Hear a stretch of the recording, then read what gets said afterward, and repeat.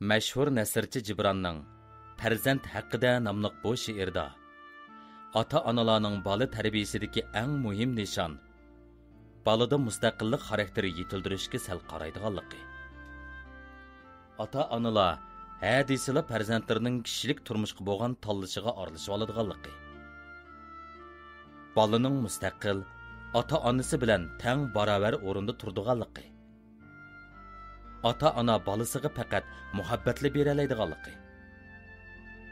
Lekin balasiga ato qilgan bu muhabbatining balalarining ideyasi, ruhining shakllanishiga to'sqinlik qilmasligi kerakligi bayon qilingan. Sizlarning balanglar emas. Ular faqat sizlarga tayinib bu dunyoga operaydi bo'ladi. Lekin sizlar uchun operaydi bo'lgan emas.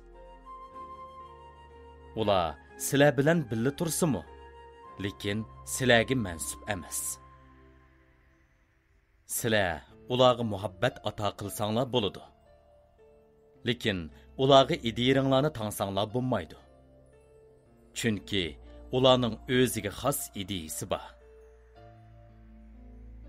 Sizlar ularning tinini himoyanglarga olsanglar, ularni qo'g'disanglar bo'ladi. Lekin ularning ro'yiga homiy bo'lib olsanglar bo'lmaydi. Chunki ularning ro'yi atiki qasrda saqlanadi. Uni sizlar tushinglardimi ko'rolmaysizlar. Sizlar ularni do'rashga tirishsanglar bo'ladi.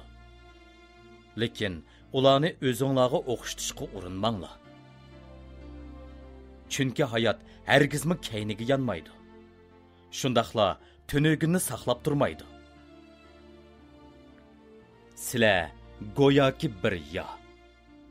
Balanglar qo'linglardagi yodin hayotga qaritib etilgan o'q. Shu o'qni o'zguchi cheksizlik ichida nishonni muqimlagan. Muqaddas kuch bilan sizlarni yetaklagan. Shu o'qni ushqandek tezlik bilan yiroqlarga otgan. O'q o'zguchining qo'lidagi yoning oy kabi egilganidan huzur elinglar. Chunki u yosidan uzilgan o'qini yaxshi ko'radi. Shundaqla turg'un holatdagi yosinimi yaxshi ko'radi.